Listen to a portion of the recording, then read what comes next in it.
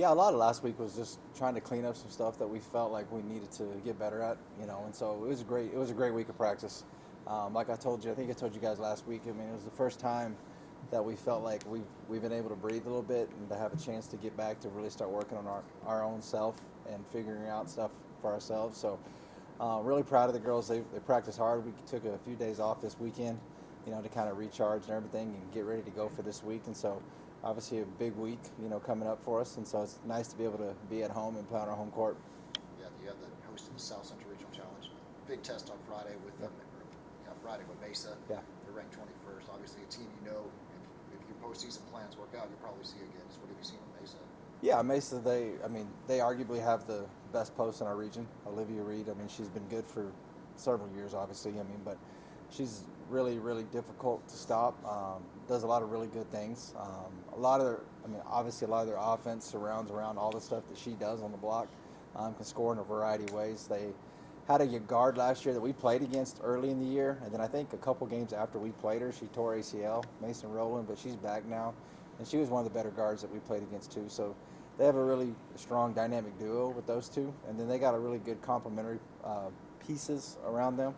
And Coach Taylor Wagner just does a fantastic job coaching that team. So it's going to be a big challenge, but like I said, we're thankful and blessed to be able to be here at home finally, for a couple games. So looking forward to it.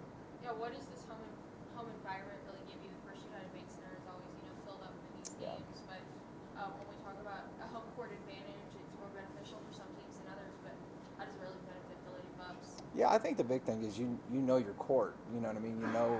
You shoot in there all the time, so you're familiar with those surroundings and stuff. And you're right. We have great support. I mean, we have Saturday or Friday will be a unique time. It's at 2:00. We scheduled that. I mean, I know our men play earlier that day at 11, and they'll be doing their annual community game that we have every year. So I'm sure there'll be a lot of kids at that event. But we play at 2:00 right after them. Part of the reason is, with all the playoff games going on, you don't really want to battle those playoff games, and so just encourage all the people, all the bosses out there to let everybody off for the afternoon on Friday. Let them come to some early basketball, and then they can head out and watch some playoff football that night.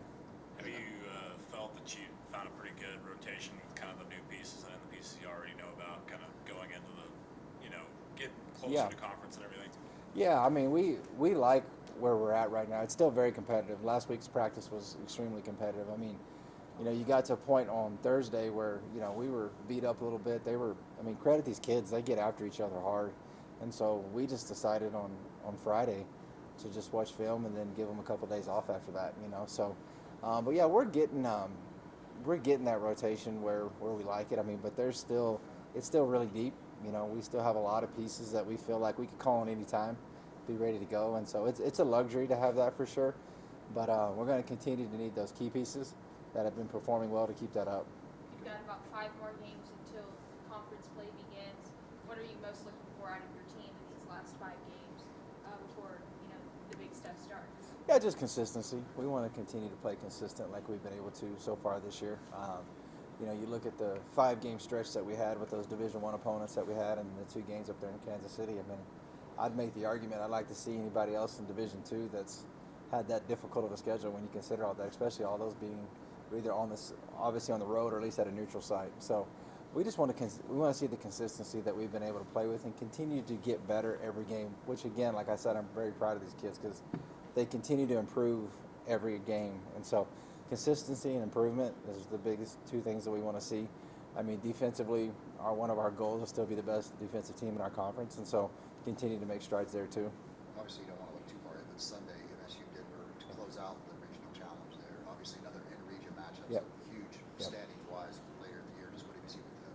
Yeah, Metro's it's a brand new team, brand new coach. So he was at McNeese State last year, and so I know they did some pressing a little bit last year at McNeese State, but it'll be interesting to see because you got a bunch of new pieces, a new coach. You just kind of never know. They actually played down in Odessa on Friday against UTPB, so we'll at least get one game to be able to watch and see kind of what they do down there. But kind of going in blind a little bit just with that game, just because, like you said, you haven't seen them, you don't know what they've got. But our kids will be ready for the challenge. And fortunately for us, we do have it here at the First United Bank Center.